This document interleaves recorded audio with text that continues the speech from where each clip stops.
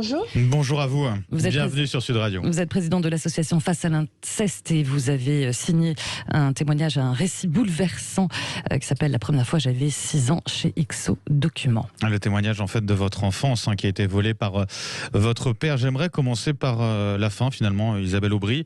Est-ce qu'on en guérit un jour de ce traumatisme-là ?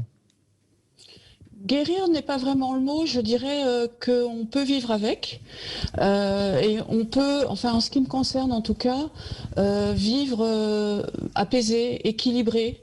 Après, je dois le préciser, un long travail sur moi-même et grâce à l'aide de professionnels. On va parler de votre histoire, victime d'actes incestueux de la part de votre père, de l'âge de 6 ans à 14 ans, c'est ça. D'autres histoires encore plus macabres, des partouzes, des boîtes échangistes. Le fait de reprendre la plume comme ça 12 ans après, parce qu'il faut quand même rappeler, Benjamin, que ce livre a été publié une première fois, c'est ça, en 2008. Là, il est ressorti depuis le 22 janvier dernier dans une version mise à jour. Reprendre la plume 12 ans après, est-ce que c'est suite notamment à toute cette libération de parole sur les réseaux, notamment après les révélations et le livre de Camille Kouchner, ou pas ? Alors, c'est concomitant, mais on y travaillait déjà depuis quelques mois parce que l'association que j'ai créée il y a 20 ans a changé de nom. Elle est devenue Face à l'inceste. Nous avons aussi sorti le nouveau chiffre de l'inceste le 20 novembre dernier pour mesurer un petit peu l'impact de la vague MeToo. Et ce sondage a révélé que 10% des Français se déclarent victimes d'inceste. C'est énorme. C'est énorme, ouais. Et donc nous avons aussi mis à jour nos 30 propositions au gouvernement et nous avons pensé que c'était le moment en fait de faire un bilan du combat de 20 ans en fait de notre association et aussi de livrer au grand public ces 30 propositions au gouvernement pour lesquelles nous nous battons depuis 20 ans en fait. On va en reparler tout à l'heure, ces propositions-là, mais restons sur votre histoire aussi. Que répondez-vous quand même à ceux il y en a quand même qui disent que voilà, il y a tout un tribunal médiatique sur les réseaux, un lynchage médiatique sur les réseaux. Qu'est-ce que vous répondez à ces critiques-là, à ces polémiques-là ? Écoutez, pour moi, quand j'ai créé l'association il y a 20 ans, je cherchais de l'aide. J'ai tapé inceste sur Internet parce que c'est le mot qui me venait à l'esprit. Et il ne sortait comme occurrence que des sites pornographiques. Et vous voyez, 20 ans après, je me suis dit, voilà, l'outil qui va être le plus important pour que nous puissions non seulement parler, mais surtout être écoutés, parce que en fin de compte, on n'assiste pas vraiment à une libération de la parole, on assiste à une nouvelle écoute de cette parole qui peut-être peut inciter de nouvelles personnes à s'exprimer. Mais grâce à Internet, aux réseaux sociaux et surtout, je dirais, aux vagues de révélations qui ont été relayées par les médias, et notamment la première vague MeToo. Cette première vague, elle n'a pas été identifiée comme étant une vague inceste. Pourtant, moi j'ai regardé, il y avait beaucoup de victimes d'inceste qui s'exprimaient à l'époque, mais c'était pas le moment. Et là, maintenant, on arrive à nommer le mot inceste et à parler vraiment du sujet. Donc c'est bien normal que les victimes se sentent légitimes de s'exprimer. Rares, je pense très rares, sont celles qui mentiraient par rapport à ce qu'elle a vécu. Je pense qu'on n'en est pas là. Du tout. Qu'est-ce qui fait que, dans votre cas, vous l'expliquez dans ce livre-là, qu'est-ce qui fait que, on reste silencieux, qu'on garde le silence, qu'on reste dans le déni aussi pendant de longues années, qu'on vit avec ça, malgré ça, finalement, pendant de longues années ?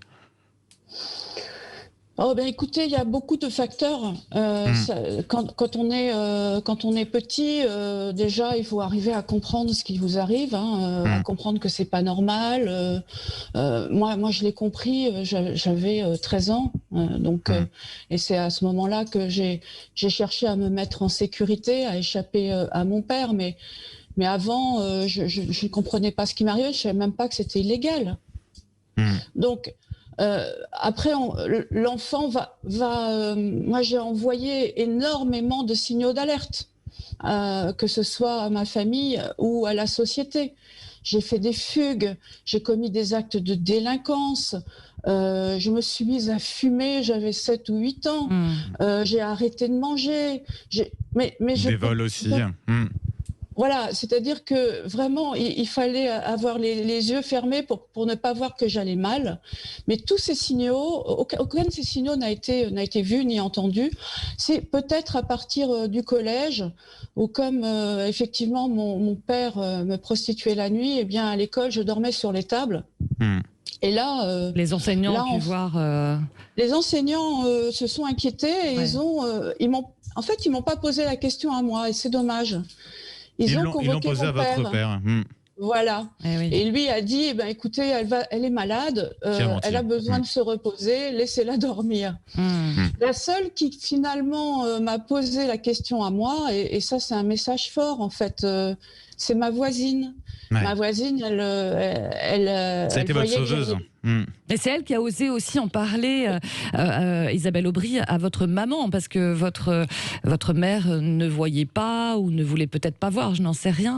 Mais c'est elle qui a aussi osé aller en parler à votre mère. En fait, je ne vivais pas avec ma mère, donc quand ma voisine m'a questionnée, elle a vraiment, vraiment beaucoup insisté. Hein. Elle ne m'a pas lâchée parce que je ne voulais pas dire, parce que j'avais peur. Oui, j'avais très peur de mon père. Pour moi, parler, il faut comprendre ça, pour moi, parler, c'était mettre ma vie en danger. C'était la mort. Il faut comprendre, voilà, il faut comprendre qu'un enfant, quand il parle, vraiment, il y met toute sa vie, et il parle parce qu'il veut que ça s'arrête. C'était mon cas. Mais j'ai quand même demandé à cette voisine, après lui avoir tout révélé, je lui ai demandé de garder le silence jusqu'à ce que je sois en sécurité, parce que je craignais pour ma vie. Et elle l'a gardé un petit peu, ce silence, avant d'en parler. Oui, elle l'a gardé jusqu'au moment où, effectivement, j'allais retourner vivre chez ma mère. Et donc là, elle a appelé ma mère et elle lui a tout révélé. Donc là, on m'a questionné. Là, ma mère m'a demandé si c'était vrai. Et j'ai dit tout de suite oui. Et immédiatement, nous sommes allés à la police. Et j'ai dit aux policiers, je parle, mais vous me jurez que vous arrêtez mon père parce que sinon il va me tuer. Et vous racontez... Pardon, allez-y. Ils l'ont arrêté dès le lendemain.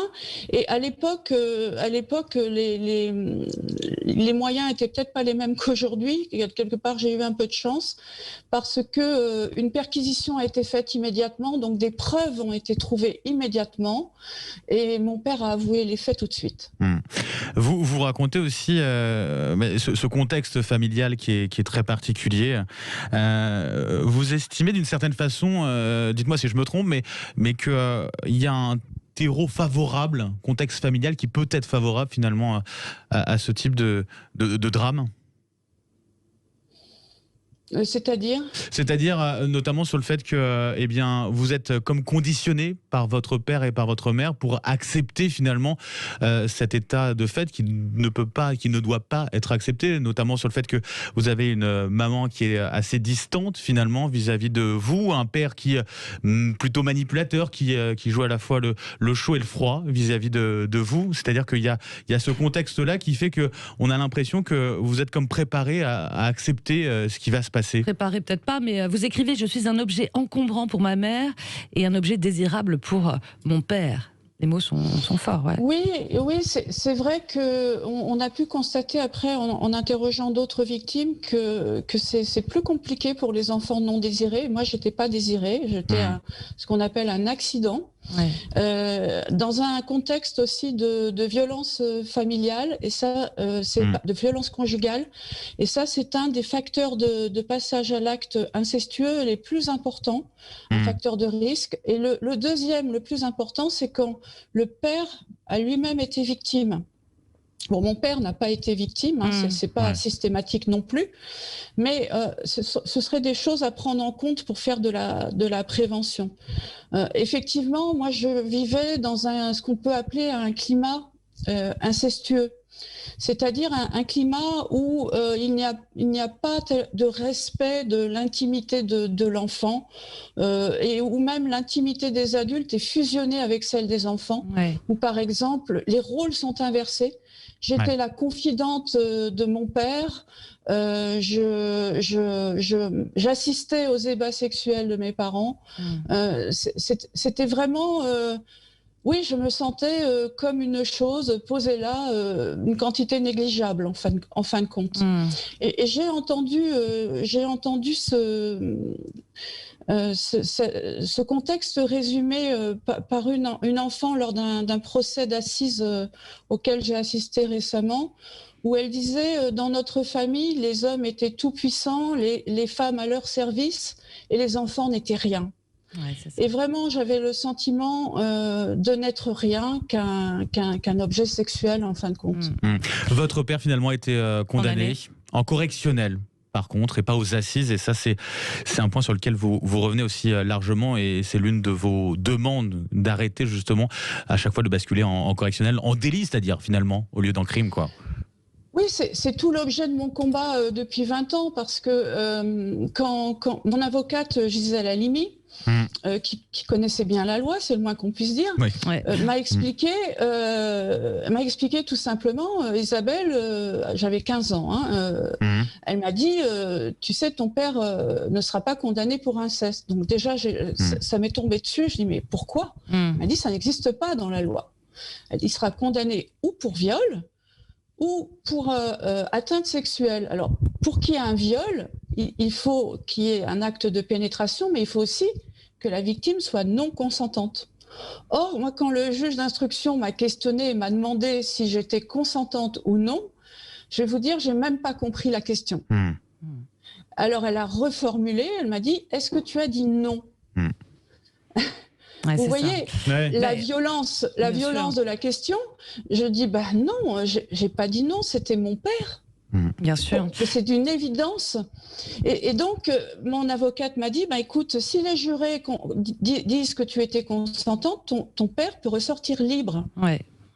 Donc il était préférable finalement de faire le pari entre guillemets du délit et de la correctionnelle plutôt que de passer devant un juré avec ce risque-là de ne pas avoir de condamnation du tout au final, quoi, c'est ça. Oui, parce que pour viol, il était passible de 20 ans, en correctionnel, il était passible de 10, mais il a été condamné à 6, il en a fait 4. Mais le pire dans tout ça, c'est qu'il a été quand même jugé pour atteinte sexuelle. Ça veut dire, sans violence, menace, contrainte ou surprise, ça veut dire que j'étais d'accord. Ouais, c'est dingue. Bah justement, alors, de toute façon, pardon, Isabelle Aubry, on va revenir sur, d'ailleurs, notamment toutes les propositions qu'il y a dans votre ouvrage, et notamment sur l'imprescriptibilité et puis la question du consentement dans quelques instants. Vous restez avec nous, il est 9h31. C'est la suite du petit-déj de l'actu avec notre invitée Isabelle Aubry, qui est avec nous, présidente de l'association Face à l'inceste et auteur de La première fois j'avais 6 ans, c'est chez XO Documents. Isabelle Aubry, on a évoqué votre histoire il y a quelques instants. Dans votre ouvrage, vous formulez une trentaine de propositions concrètes pour protéger les enfants et lutter contre l'inceste. Et on parlait de consentement. Le ministre de la Justice, Éric Dupond-Moretti, souhaite que tout acte de pénétration sexuelle commis par un majeur sur un mineur de moins de 15 ans soit considéré comme un viol de façon automatique et donc sans interroger le consentement. Et puis il souhaite aussi que le seuil de non-consentement soit fixé à 18 ans en cas d'inceste. Ça, c'est fait partie des formulations que vous revendiquiez au niveau de votre association notamment ? Absolument. Nous demandons depuis 20 ans effectivement que l'inceste soit réintégré dans le code pénal, c'est-à-dire que ce mot soit posé dans l'interdit de la loi et qu'il soit même une infraction spécifique, et surtout qu'on arrête, comme moi on me l'a fait, c'est-à-dire de questionner l'enfant sur son consentement, puisqu'il est de facto sous l'emprise de ses parents au moins jusqu'à sa majorité, donc c'est impensable de lui demander s'il était consentant. Donc si nous obtenons cette loi, ce sera une grande avancée. On va vous faire réagir 0826 300 300. Vous nous appelez, on file au standard avec, je crois que c'est Diane qui nous appelle. Bonjour Diane. Bonjour. Bienvenue sur Sud Radio. Oui. Alors, j'ai un peu de mal à parler. Ce que je voulais dire, c'est que la loi qui est en train de se passer là, elle ne devrait pas être de 10 ans, 20 ans, 30 ans, elle devrait être à vie. À vie. Elle devrait être à vie, tant qu'ils sont vivants. Après la mort, il ne devrait plus y avoir de procès. C'est-à-dire qu'un violeur doit être condamné. On peut porter plainte contre un violeur à vie. C'est-à-dire tant qu'il est vivant, tant qu'il peut se défendre. Quand il ne peut plus se défendre, on n'a qu'une parole d'un côté. Et donc là, moi je dis, il n'y a plus de procès. C'est un lynchable. On ne sait pas si c'est la vérité ou pas la vérité. Je peux vous le dire ça, tout simplement parce que ça fait 5 ans. 5 ans que je viens d'en comprendre qu'on est d'une famille nombreuse. Je suis d'une famille nombreuse. Et il y a 5 ans, mon père est décédé en 2004. Et une de mes sœurs viennent nous dire que il y a eu un problème. Il y avait eu un problème avec mon père. Mon père était exemplaire avec toutes ses filles, sauf avec elle. Mais elle l'a dit une fois que mon père était décédé. Et ça, moi personnellement, je ne peux pas accepter. Et je ne le comprends pas. Tout simplement parce que quand ils sont vivants, parce qu'elle l'a côtoyé de son vivant. Elle l'a côtoyé. Elle est venue à les fêtes. Elle est venue à tout ça. Quand il est mort, elle l'a sali. On le salit et elle nous a sali à nous aussi. Donc c'est pour ça que j'y crois aux incestes, il n'y a pas de problème. Mais à partir du moment où une personne est décédée, on ne doit plus le salir. On doit avoir une vie pour porter plainte. Parce que c'est pas 10 ans, 20 ans que des fois on peut le faire. C'est une vie. Mais c'est ça qu'il faut que ce soit la loi, il faut qu'elle soit à vie. Mais pourquoi vous dites, pardon, Diane, pourquoi vous dites salir? Parce que quand on est mort, j'ai que la parole de ma sœur. Oui. Moi, mon père ne m'a jamais rien fait, ni à mes autres sœurs. Et c'est elle qui vient de nous dire ça. Maintenant, je dis, pourquoi elle ne l'a pas dit quand mon père était en vie? Pourquoi elle a attendu qu'il soit mort? Je sais, on va me dire, oui, mais elle n'a pas eu le courage. Mais moi, quand on dit, c'est pour ça que je dis, c'est pas une restriction. C'est une vie qu'on a le temps de le dire. Diane... C'est pas quand on est mort et qu'il n'y a personne pour venir contredire ce qu'elle dit. On a compris et on comprend votre émotion, bien sûr. Diane, merci d'avoir partagé votre témoignage avec nous et avec Isabelle Aubry. Alors, il y a deux choses dans le témoignage de Diane. Il y a la question de la prescription, on va y revenir, bien sûr. Puis, on sent la difficulté aussi à comprendre ou à accompagner quand on est frère, quand on est sœur. Oui, c'est justement toute la particularité de l'inceste. L'inceste n'implique pas que l'agresseur est sa victime. Non, on le présente, c'est pour ça qu'on veut que ce soit un crime spécifique dans la loi. C'est d'abord un crime de lien. C'est-à-dire qu'un enfant victime, la première chose qu'il perd, c'est sa famille. Et qui, dès qu'on va révéler l'inceste, tout le monde va être impacté dans la famille. Donc, il faut qu'on... Et on le voit bien aussi dans l'affaire Duhamel, que la sœur est, entre guillemets, une victime collatérale. Nous avons des membres dans notre association qui n'ont pas vécu l'inceste, mais dont les parents, par exemple, ont vécu l'inceste, mais qui ont, eux, souffert aussi de cet inceste à cause des conséquences et des répercussions et d'avoir vu leurs parents souffrir. L'inceste, ça affecte toute la famille. Et quand ça, c'est la première chose par rapport au témoignage de Diane. D'où la deuxième chose, c'est la difficulté de parler, forcément. D'où la difficulté de parler aussi, bien sûr. Et oui, parce qu'on sait que finalement, parler, c'est un petit peu prendre le risque de perdre sa famille. Et moi, je dis toujours, il n'y a rien de pire pour un enfant que de perdre sa famille. Et je dis même que parfois, j'aurais préféré être orpheline. Au moins, j'aurais pu me faire des illusions. Et le pire, c'est que j'aimais mon père, moi. Malgré tout ce qu'il m'a fait, ce que j'aimais pas, c'est ce qu'il me faisait. Vous l'écrivez dans votre livre, Isabelle Aubry, vous l'écrivez, vous dites « C'est mon père que la justice a condamné, mais aux yeux de ma propre famille, c'est moi la coupable ». Vous aussi, vous avez dû affronter ça aussi pendant un petit bout de temps. Eh bien oui, parce que celle ou celui qui parle et qui porte plainte, eh bien, est celui par qui le scandale arrive. Et le scandale, eh bien, il est d'abord porté sur le nom de famille. Ça veut dire que, de facto, tout le monde est impliqué. Vous voyez ? Bien sûr. Tout le monde est dans la lumière, puisque tout le monde porte le même nom. Mais depuis, vous avez changé justement ce nom-là. Oui, alors j'ai changé parce que la loi me donne le droit de le faire Oui. parce que j'ai un jugement. Pour revenir à vos propositions concrètes pour protéger les enfants et lutter contre l'inceste, l'imprescriptibilité des crimes et des délits sexuels sur mineurs, pour vous, c'est essentiel ? Oui, parce que on voit beaucoup de débats là-dessus, mais moi je le considère comme une protection quelque part des enfants. À partir du moment où on peut poursuivre, comme le disait Diane, quelqu'un toute sa vie, ça peut permettre de diligenter une enquête et d'arrêter un prédateur en série. Certaines affaires, malheureusement, quand les victimes sont en capacité d'aller porter plainte, il est trop tard, on peut plus faire d'enquête, on peut plus poursuivre. Et que fait-on pour les générations à venir? Parce que souvent, on s'aperçoit que les victimes, elles parlent pas pour elles parlent pour les générations à venir de la famille. En général, le fait de parler ou d'aller porter plainte, ça arrive des années après, très longtemps après. Qu'est-ce que vous voyez justement au sein de votre association ? C'est en moyenne, la révélation en moyenne se fait 16 ans après les faits. 16 ans, ouais.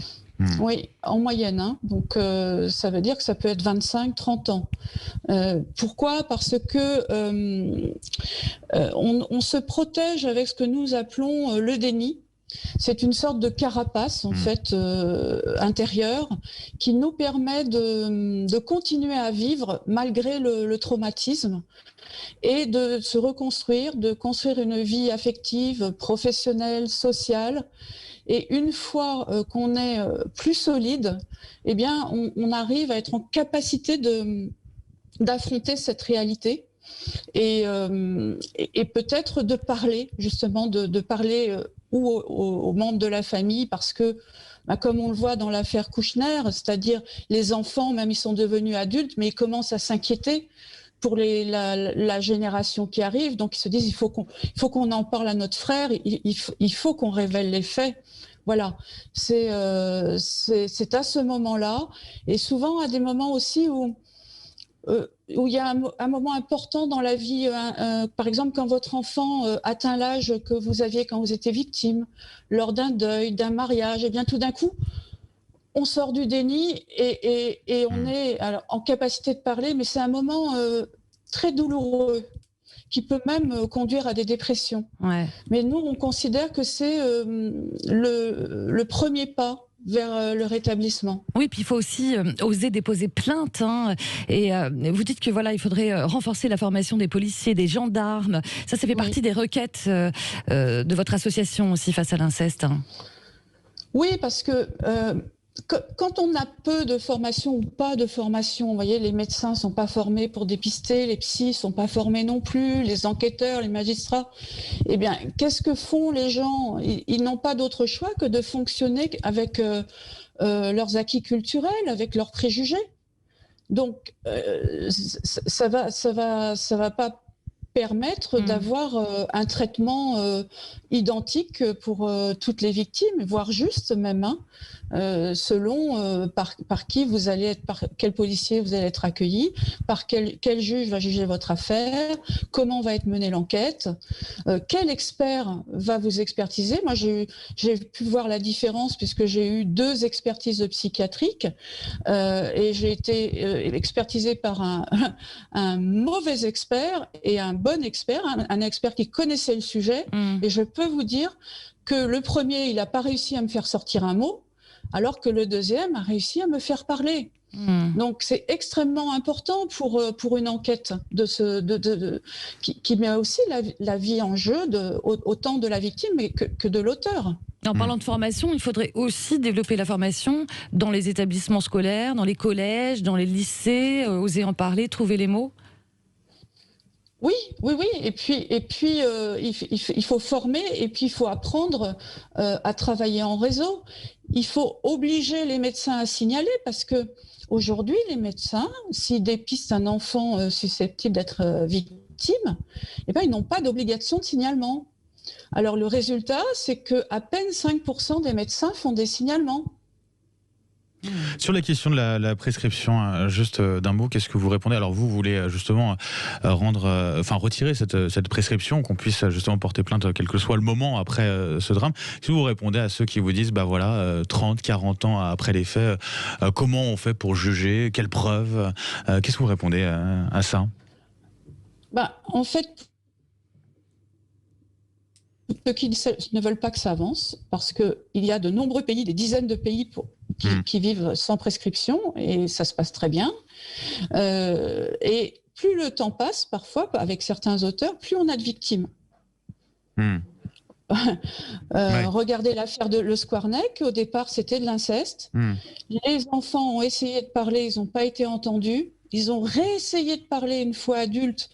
On leur a dit c'est prescrit. Résultat, au bout de 30 ans, on a combien de victimes présumées? Près de 350. Premièrement, donc, le nombre de victimes peut augmenter, on peut avoir beaucoup plus de témoins. Et deuxièmement, il ne faut pas oublier qu'au moins 30%, selon nos chiffres, 30% des auteurs avouent les faits. Voilà. Donc, si on ne cherche pas, on ne trouve pas. Si on ne décide pas de protéger, on ne protège pas. Et moi, je suis énervée quand j'entends ce type d'argument. Excusez-moi, mais soit on décide de protéger les enfants, soit on décide de protéger les agresseurs. On terminera là-dessus, en tout cas. Isabelle Aubry, merci beaucoup. Je rappelle le nom de votre ouvrage, La première fois j'avais 6 ans, XO document. Merci à vous.